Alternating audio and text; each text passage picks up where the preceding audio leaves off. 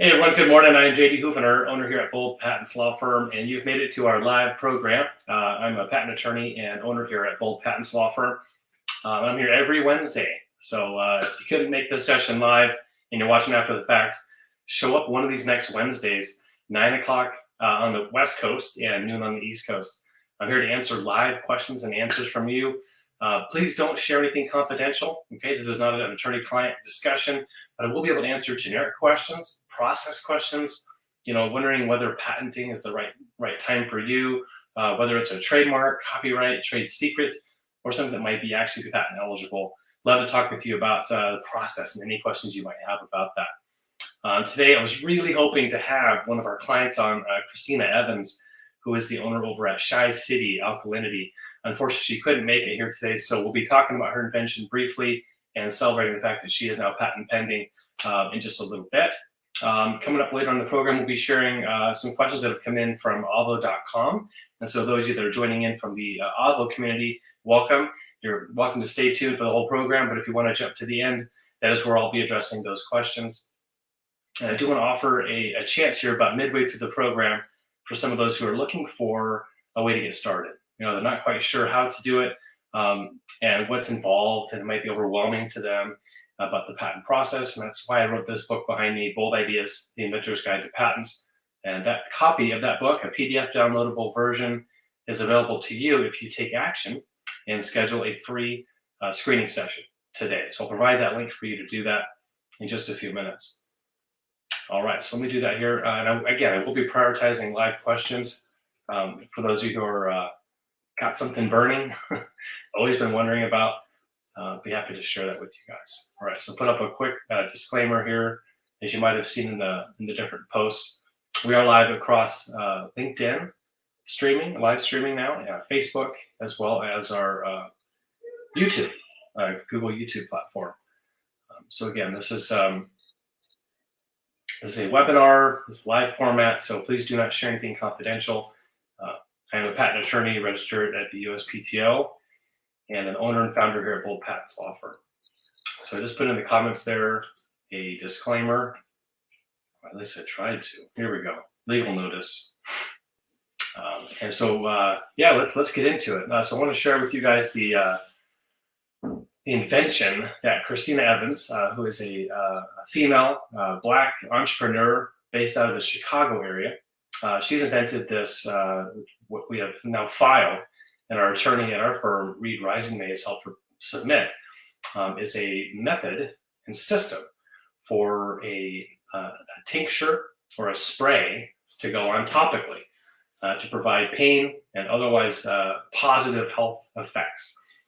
So I want to share with you guys her website in case you're interested in looking at her information. So I'll share her screens. You can take a look at her website. I thought it was pretty impressive.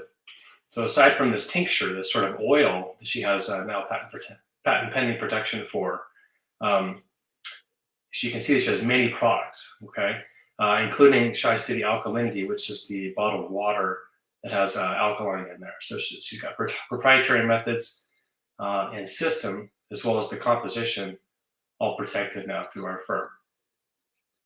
And it's really fascinating logo as well that we're hoping to help her protect. And so she's in Chicago area. That's where she's getting her start. So if you happen to be in the Chicago area and you haven't heard about Shy City Alkalinity, check it out. I'm going to put the website in the comments here. Really impressive what Christina's been up to. All right, so put that link for there. And again, congrats to Christina for being patent pending. And kudos to her attorney, Reed Rising-May, one of our top attorneys here at Bold Patents Law Firm. Okay, I think now is a good time to jump right ahead to our Avvo.com questions. I don't have any live viewers at this moment, so we're going to go to those questions that have come in from our community.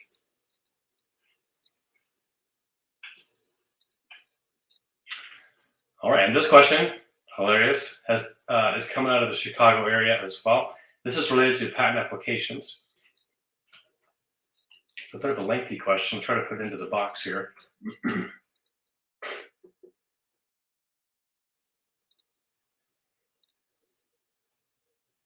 All right. So what is IP or patent ownership assignment? I submitted a good patent with my previous company. Good, that's good. And now as part of the filing, they sent me an assignment PDF file to sign, which is odd to me. And I never had experience with signing such a file. I was going to sue the company, so I'm a bit suspicious about their request. It uses the following language. What is it exactly? And what do they mean by asking for it? Asking me to sign it. The undersigned hereby authorize and request the Commissioner of Patents and Trademarks to issue letters of patents to set assignee. Yeah, so this is actually pretty standard, believe it or not. Whether you're a current employee or a previous employee, if you're the inventor, and while you invented or maybe co-invented a specific invention, if you were an employee at the time, the company that you were working for, the employer, actually owns that invention.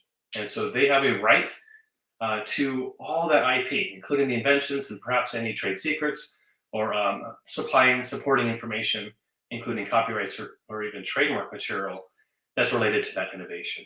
So it is your duty and obligation to assign it to that company, even if you've now left the company. And of course, it sounds like you may have other legal issues and civil matters related to the employment, perhaps in a litigation matter, which you said, but it is irrelevant. The underlying fact is that if you were an employee at the time and you co-invented while on the job, then the invention is owned by the company, the employer. So, well, there may be some wiggle room in that if you were to have a decent argument. For example, if the invention was done off hours and is unrelated to the job, and you weren't using the company computer or company tools to produce the invention, then it's possible you can make an argument that no, this doesn't belong to the company. This is me personally. So if you have any questions about that, or you want to talk further, please get a hold of me or one of my attorneys at the firm. We can help you walk through that. But I'm guessing this is probably related to the actual work you were doing as an employee. And so it is standard to have you assign, or otherwise give up ownership to the company under your employment contract. All right. I'll put my email address and contact information here for you to follow up with me. I've got a email address and a text-only phone number, which you're welcome to text me at. There you go, you've got that.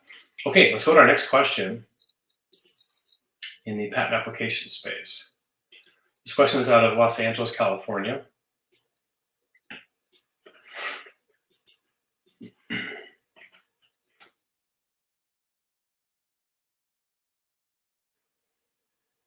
All right, here we go. All right, can you patent a rug shaped like a country? Okay. New company website is claiming that they have a patent in the US and the European Union for a small country-shaped rug. Can you actually patent an item shaped as a country? I can't locate their item by search, nor do they display their patent number. Well, interesting. Okay, so patents there are two main types of patents that are issued by the USPTO. And there's utility patents and there's design patents. Okay, utility patents protect and give you rights for functional inventions, things that are actually, they do something. And that's exactly what you get the rights for, is what the activity is, what the functionality, the benefit that they're providing, the utility. Okay. The other aspect is design patents, where all you own is the actual art, right? The actual, just the three-dimensional article of manufacture, right? What is actually built in 3 dimensions, in sculpture and shape and form and ornamentation, not what it does, right? Different. So those are two very different rights. And it is possible in this case, I would say that this company may have a design patent for a specific type of tapestry, right? A rug, in other words, that may be shaped in a certain way. And it is possible that exists as a design patent. I would highly doubt that they have an active patent for a rug. In other words, the utility of a rug has largely been around for quite a long time. And so unless they've come up with a new type of a polymer strand or new type of material pattern or method for actually making the rug, then it is unlikely that they have a utility patent on it. So if you're curious in terms of, are they actually, do they actually have a patent in the US? There are ways to do a search on the USPTO website.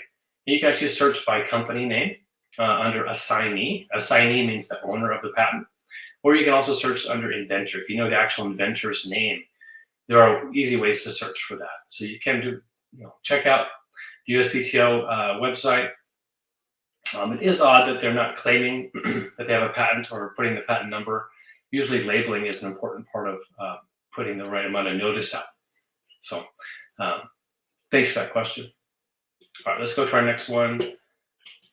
We've got 3 questions here in the trademark domain. All right. And we'll cover just a couple more and then we'll wrap up here. Okay, so this question is out of Dallas, Texas.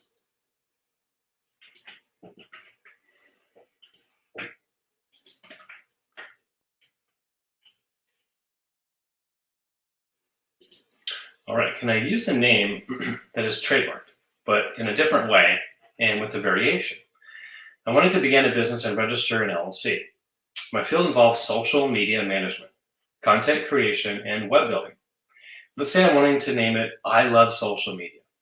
I went to the US Gov website and searched trademarks, good for you, and found that an entertainment and news company production studio has already trademarked the name. Is there any way that I can use this name with a variation?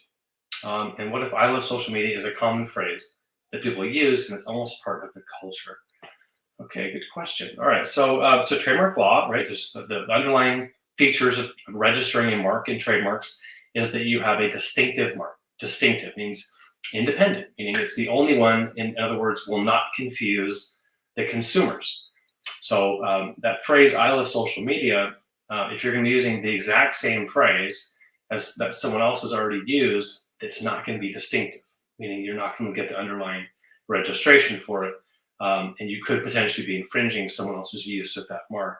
And the only catch is that it is possible, I suppose, that someone could use I love social media in a different classification, right? It sounds like you're in the field of website development, social media management, content creation, which certainly falls right into the wheelhouse of social media.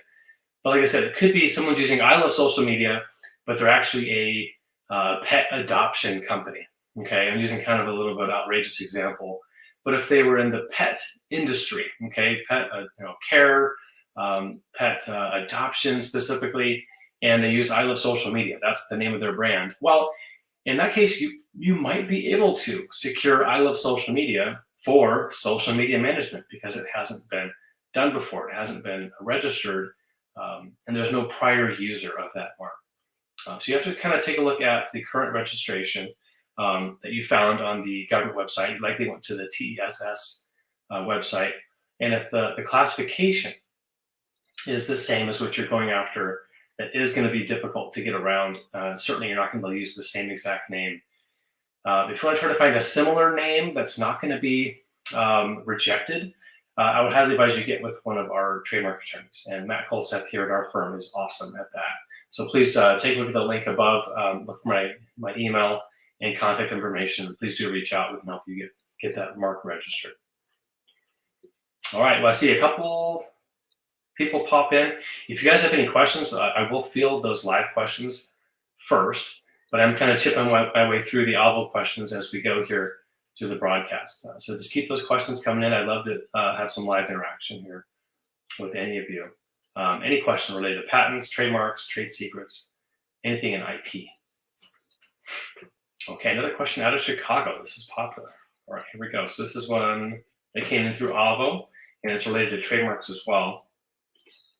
Okay, would it be possible to trademark an artist's stage name if the YouTube channel is already using it and get ownership of it? First of all, thanks for taking the time to read my question. I'm an artist, and I make sculptures, paintings, and compose music. So no artist or brand has the name I came up with except for an inactive Instagram and TikTok account. YouTube seems to have a channel with the same name, which posts old music from the 80s and has 2,000 subscribers. And so it looks like there's sort of this issue where you've come up with a name to conduct business, and there may be a prior use.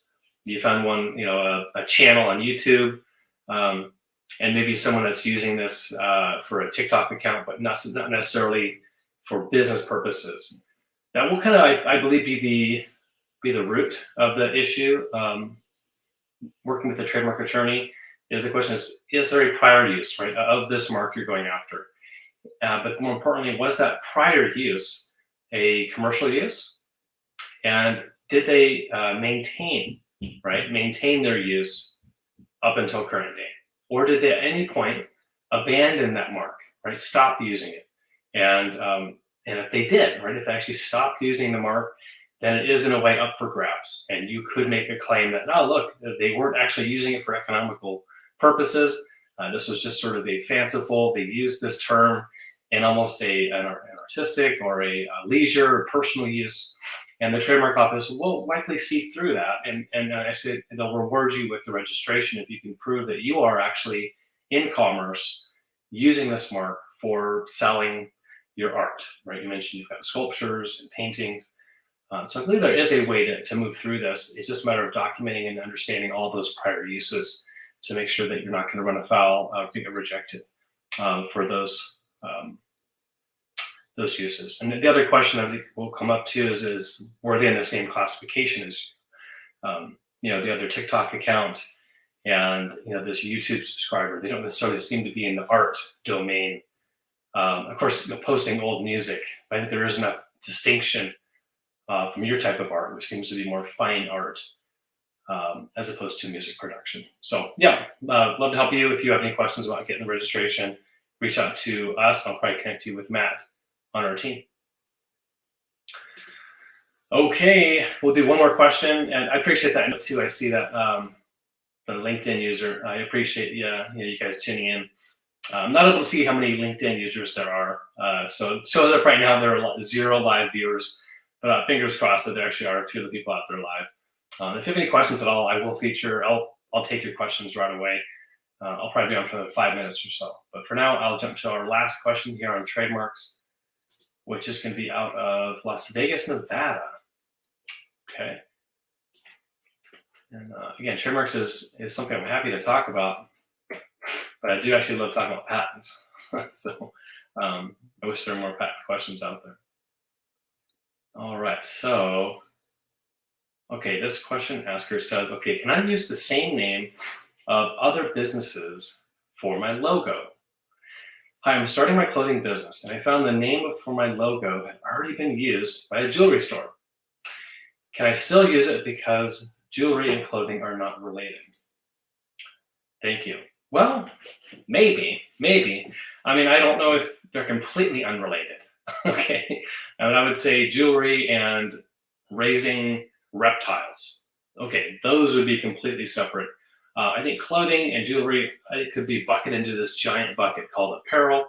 And I think it is possible, depending on how broad the prior user that's in jewelry got their registration. So it could very well be that they cover what they're selling now in jewelry, but they may also have rights and protections for other types of merchandise and apparel, including clothing. So that's something to sort of look out for. And if you don't necessarily know how to look it up, I would get with the trademark attorney to make sure. The last thing you want to do is start up a company, get investment, get actual money coming in the bank, and then realize you got to have a settlement now with this company because there's trademark infringement. So you wouldn't want that to happen. So if you have got their actual name in your logo, right, you're actually using it. The main issue there is there's going to be confusion in the market where you're in a way sort of using the goodwill that this other company, the jewelry company, has produced over time. And you're getting some of that name recognition for the commercial benefit of your company. So that is the major concern, consumer confusion, and in a way sort of unearned goodwill that is being in a way stolen from this other company. Unintentionally, perhaps, right? But the difference of classification, I think, is closer than I think you're warranting here. So let's take a look at the underlying trademark registration that the jeweler has and see if it is specific to jewelry. And if it is, then I think it does lean in favor of you being able to get registration.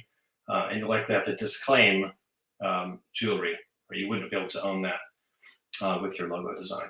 I should also quickly mention that there are two major types of marks out there. One is a word mark, and one is a logo, which I'll call a design mark, is the true technical term. And so a word mark covers the actual English letters. So like bold patents, right? Yeah, not the the blue and pink and green shapes and colors. That's actually part of the design patent. We actually have two separate design trademark. The word mark just has the English characters normal, BOLD, patents, law firm. So there are two separate trademark rights. One covers what it actually spells in order and in English language, and the other is merely artwork, which is what a logo or a design mark is. And so you have to think about whether the logo, if you could perhaps rework the logo to get rid of the actual words in the logo and rely solely on the color, the imaging, right, the shading, the artistic way that design looks. If you can pull the actual name out of that and still sort of have that that powerful imagery that you want, you likely will have a much easier time getting that registration. All right. Well, guys, we're going to wrap up. Again, I'm JD Houvener, owner and founder here at Bold Patents Law Firm, and I'm here every Wednesday. So if you missed us live, please join us next week. I'll be here Wednesday at 9 a.m. Pacific and noon on the East Coast. And for your copy of the Bold Ideas book, if you want to take action and get a copy of that, here is a link to schedule a free screening session with one of our advisors. And for taking action, you're going to get a copy of the book. So sorry, it took me a little while to put that link in there, but there it is. Please take advantage of that and schedule some time and get yourself started. Have a great day, everybody. Go big, go bold.